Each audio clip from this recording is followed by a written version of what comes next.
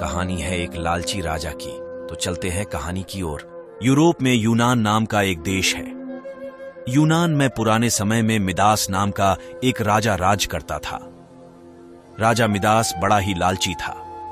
उसकी पुत्री को छोड़कर उसे दूसरी कोई वस्तु संसार में प्यारी थी तो बस सोना ही प्यारा था।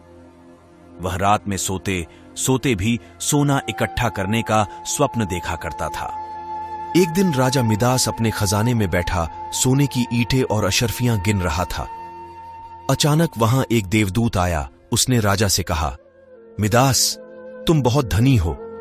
मिदास ने मुंह लटकाकर उत्तर दिया, मैं धनी कहां हूं, मेरे पास तो यह बहुत थोड़ा सोना है।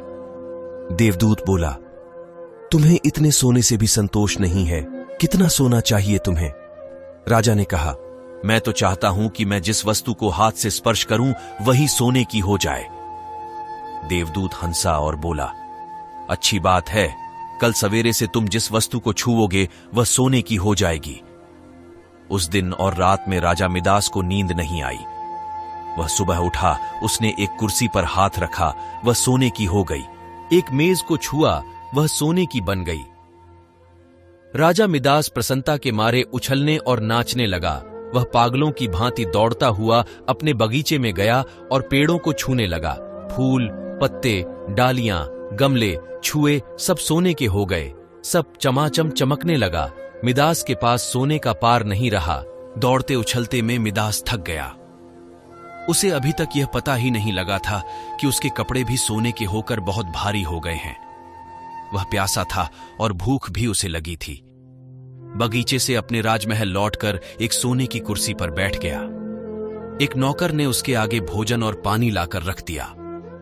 लेकिन जैसे ही मैं दास ने भोजन को हाथ लगाया, वह भोजन सोने का बन गया।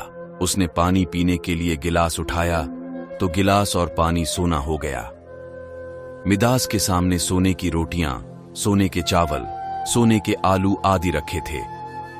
वह भूखा था, प्यासा था। सोना चबाकर उसकी भूख नहीं मिट सकती थी। मिदास रो पड़ा। उसी समय उसकी पुत्री खेलते हुए वहां आई। अपने पिता को रोते हुए देखकर पिता की गोद में चढ़कर उसके आंसू पहुंचने लगी। मिदास ने पुत्री को अपनी छाती से लगा लिया, लेकिन अब उसकी पुत्री वहां कहां थी? गोद में तो उसकी पुत्री की सोने की इतनी वजनी मूर्ति थी कि उसे वह गोद में उठाए भी नहीं रख सकता था। बेचारा मिदास सिर पीट पीट कर रोने लगा। देवता को दया आ गई। वो फिर प्रकट हुआ। उसे देखते ही मिदास उसके पैरों पर गिर पड़ा और गिड़गिड़ाकर प्रार्थना करने लगा। अपना वरदान वापस लौटा। लीजिए, देवता ने पूछा, मिदास, अब तुम्हें सोना नहीं चाहिए। अब बताओ, एक गिलास पानी मूल्यवान है या सोना? कपड़ा, रोटी मूल्यवान है या सोना? मिदास ने हाथ जोड़कर कहा, मुझे सोना नहीं चाहिए। मैं जान गया हूं कि मनुष्य को सोना नहीं चाहिए। सोने के बिना मनुष्य का कोई काम नहीं अटकता। एक गिलास पानी और एक टुकड़े रोटी के बिना मनुष्य का काम नहीं चल सकता। अब सोने का लोभ नहीं करूंगा। देवदूत ने एक कटोरे में जल दिया और कहा, इसे सब पर छिड़क दो। मिदास ने वह जल अपनी मेज पर, कुर्सी पर, भोजन पर, पानी पर और बगीचे के पेड़ों पर छिड़क दिया।